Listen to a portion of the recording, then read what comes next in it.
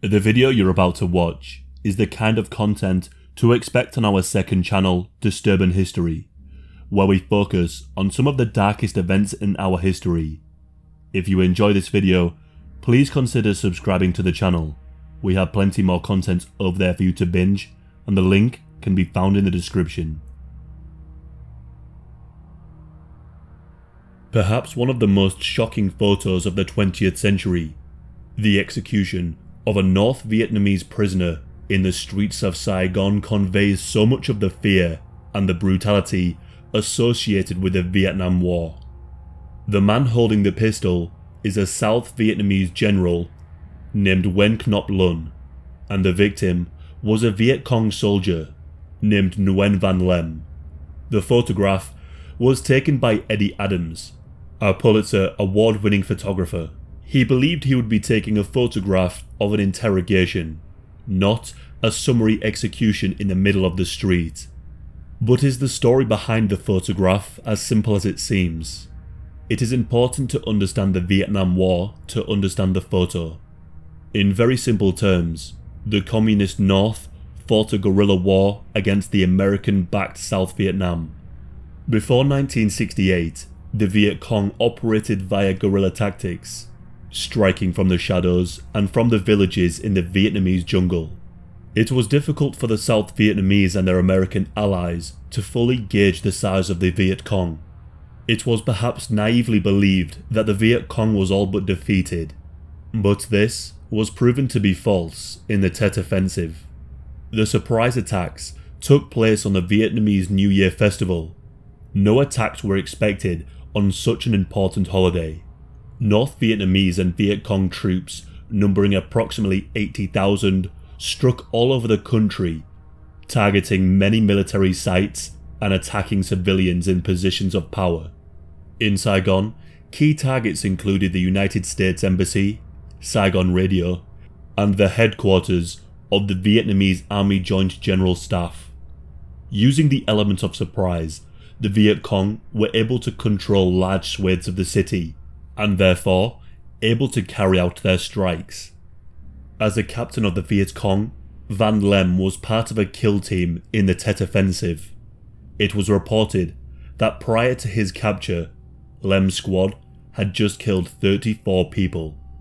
This included 7 police officers, several Americans, and many police officers' family members, which included children.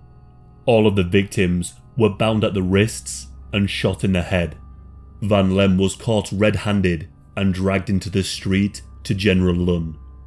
General Lun, as a commander of the South Vietnamese National Police Force, was part of the response to retake the city.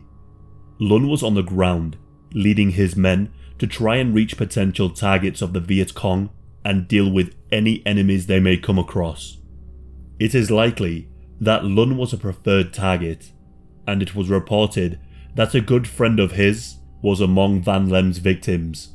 As the photographer Eddie Adams saw Van Lem handcuffed and being dragged down to the street, he thought it was going to be another interrogation. He saw this as an opportunity to get some photos. Eddie took out his camera to capture the moment. Through the viewfinder, he saw General Lun move towards Van Lem, pistol drawn. Raising the gun to Van Lem's head, Eddie thought it was just the usual practice of interrogation at gunpoint. In Eddie's own words, "The man just pulled the pistol out of his holster, raised it to the VC's head and shot him in the temple. I made a picture at the same time."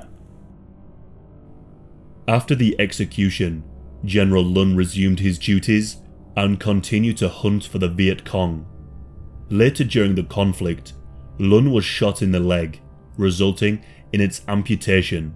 This event was also captured on film by Pat Burgess, who assisted in him getting to cover. As a result of the photo, the Americans had to question their role in the conflict, as previously it was believed that the enemy was all but defeated. The photograph of the Saigon Execution also turned the perception of the war. It was picked up by the anti-war movement. The photograph was proof that the war was too brutal. Often, without explaining the full context.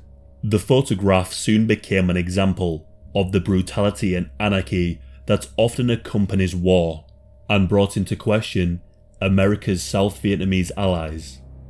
General Lun escaped Vietnam and resettled in the United States, and he even opened up his own restaurant. However, in 1978, Lun faced deportation as a result of suspected war crimes, as captured by Eddie Adams.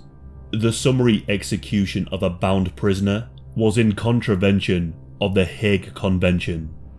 Lun was given leave to remain in the United States, in part due to support from Adams, who deeply regretted the photograph as he believed it ruined his reputation and it nearly got him killed.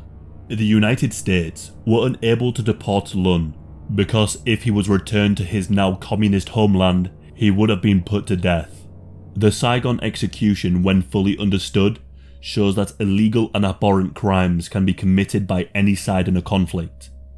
Just taking the photograph on face value can often be misleading, which is why it is important to understand the context and the full story before coming to any conclusion. The human response is to decide which is most palatable. Often, this can be influenced by photographs or the films we are exposed to. It is perhaps fitting to end this video with an extract from Lun's eulogy, written by Adams. The general killed the Viet Cong. I killed the general with my camera. Still photographs are the most powerful weapon in the world. People believe them, but photographs do lie, even without manipulation.